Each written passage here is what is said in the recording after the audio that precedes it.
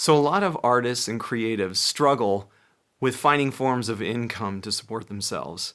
So I want to just give you a rundown of the 4 income streams for any artist. And this goes way back to, Shakespeare's time. If you're an artist, dancer, painter, musician, it's all the same business model.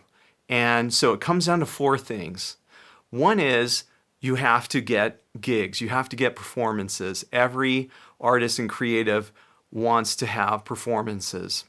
And so that just comes down to networking, getting to know people who are tastemakers and have events that you want to be at, and just be their friends. They just want to get loved on, they want to get served.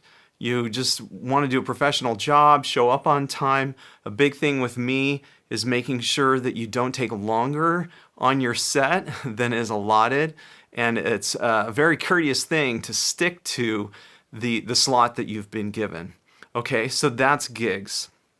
2, actually I should also mention about gigs is once you've done a gig, always be sure to get a recommendation from the person who brought you in and say, hey, would you be willing to recommend me to a couple other places? Or at the very least, just get a testimonial from that person who booked you.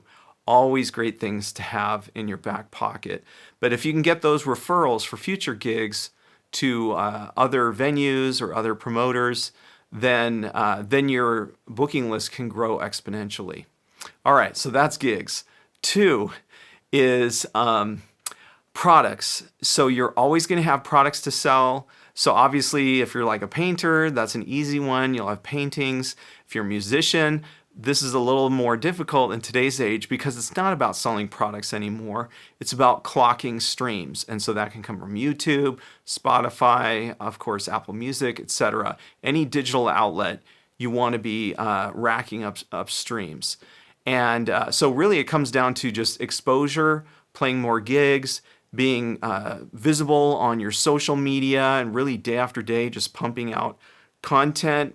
Could be from music videos to just chats with fans, doing cover tunes on YouTube, etc. All that stuff is going to generate more interest in your music and will generate more spins. All right, the third form of income is sponsorships. And this is one that a lot of creatives overlook. And some creatives are good at different income streams than others. So this is one that often doesn't get enough attention. So sponsorships are when some business, individual, or company has interest in the people that you as an artist are reaching. So they may say, hey, we know that Taylor Swift fans are young, female, and love pop music. And so then a company like, a car company or somebody like that would come alongside and say, hey, Taylor Swift, you know what, we want to put money down to help you go on tour. And then we want to showcase our car, outside at all your concerts, okay? So that would be more of a sponsorship. The way that could happen for indie artists is it could be through local businesses showing up and providing food at an event, or handing out free coupons at your concert, or discount coupons or something or discount codes that people can redeem on a website. And actually, that's a really great idea, because if you can actually prove to a business that you're actually giving them referrals through a referral code, like on their website, then they'll be back to do more deals with you. And in fact, one artist asked me a while back, they're like, I want to get signed. And I was like, well, why do you want to get signed to a record label? And they were like, well, because I'm going to be able to get money for touring. And this artist had just been added to one of Spotify's main playlists. And I was thinking, and they had like millions of spins through Spotify. And I said, do you know the person who's at Spotify and who actually put you on this list? And they were like, yes.